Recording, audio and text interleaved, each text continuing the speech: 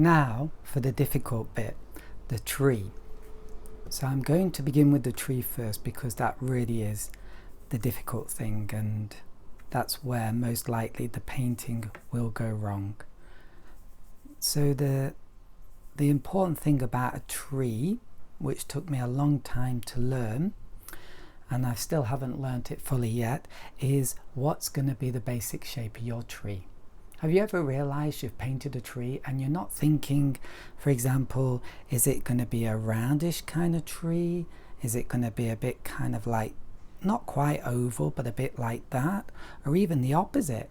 Is it going to be like wider at the top? And I bet you've never thought of that. And I don't think of that. In fact, it could even be like this, couldn't it, really? It could be almost ovalish.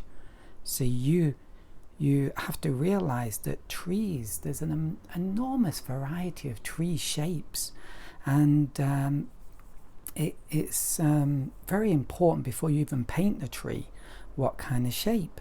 So I'm gonna go for something like this, but maybe a little bit wider, like that.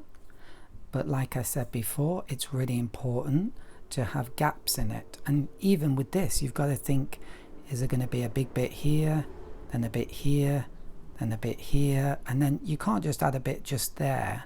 It would look too symmetrical, but something a bit like that.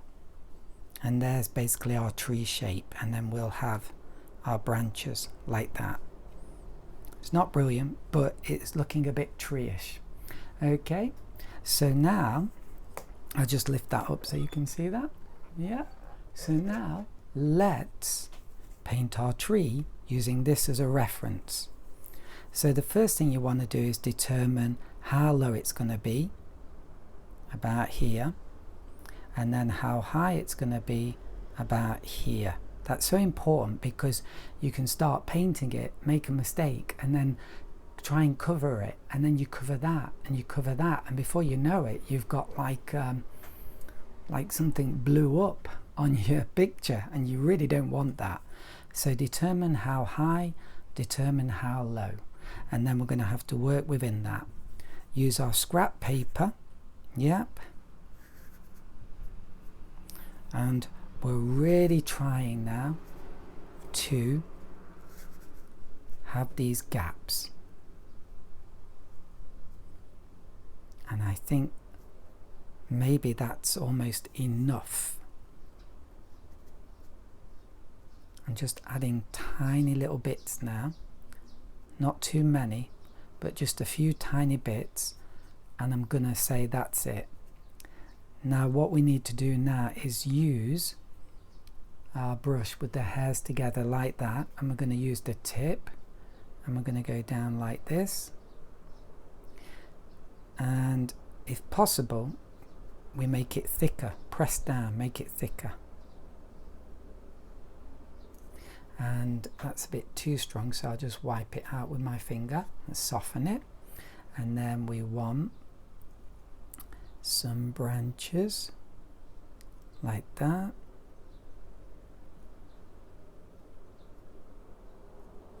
and some branches there and there.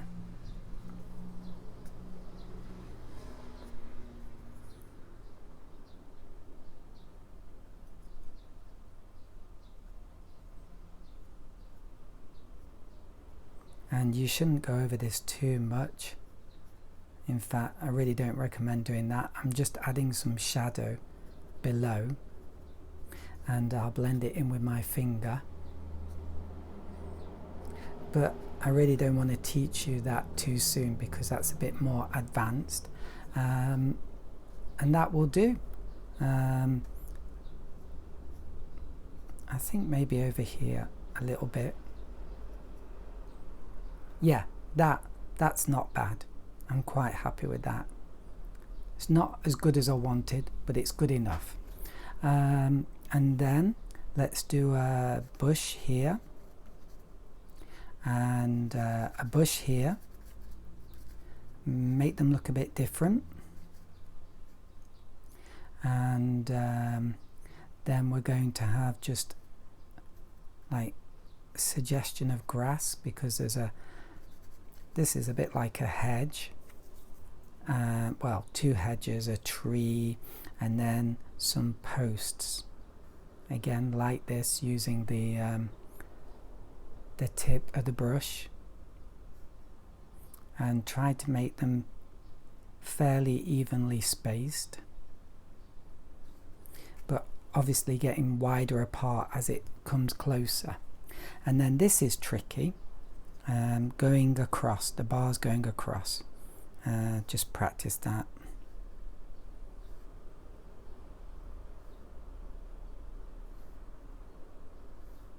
And if I have that going behind the tree, maybe like that, and then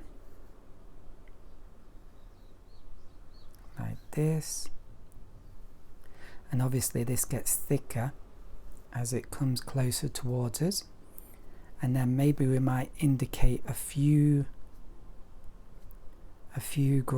grasses, however you say it, some grass, that's what I should have said, some grass. I'm darkening this at the bottom, and there we go. Now to add some reflections. So the sun is over here, it's coming across here, and so we've got some reflection there,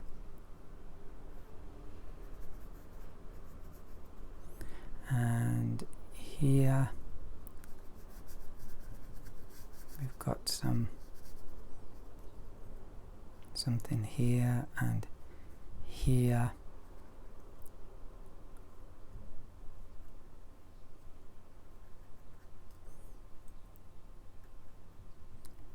and there we go. I might just darken a little bit here,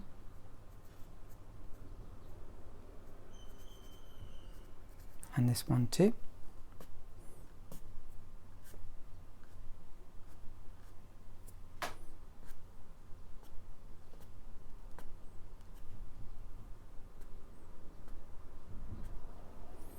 And that's pretty good. To be honest, my only regret is I think this tree is too small, so I would have made it bigger, and let's have a go at that. Really, I don't recommend doing this at this stage because it's dried, but I want you to know that that I would have done it bigger, maybe this much bigger, and then try and extend it a little. But I did tell you this happens with trees. Now as you can see, that looks better. So in some ways, although I've made a mistake, hopefully you're learning from my mistake. And I think the most important thing is we do want a nice looking painting, of course, we always want that, but sometimes it's good to destroy the painting in order to learn and to just test, like, is that big enough? And then to take it further, and maybe you realized that it was okay and you made a mistake, but actually the willingness to test something and to take it further will improve your painting, and that's more important than just making one nice painting, because the next painting you do will be more informed by what you've learned, and it will be a better painting. Okay, there we go, we've finished. Another thing that I think is a little bit disappointing is these hedges. They look too much the same and it doesn't look natural, so maybe what I should do is maybe here, should I do maybe a big bush? So please don't be afraid to do this and even destroy it, because it's more important to learn than to make one nice painting. Now that helped join the painting together. And I think this one needs to be a little higher.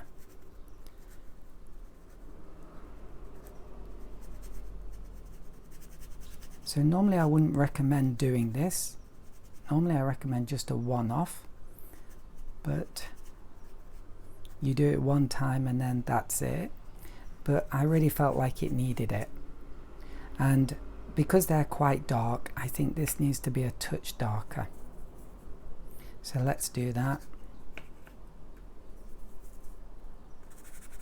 Okay. There we go. And then blend that into this shadow. And there we go. Now we've finished. And I think that's looking better. Much better. Okay. Thank you for watching. Now please have a go and happy painting from Gareth. Bye.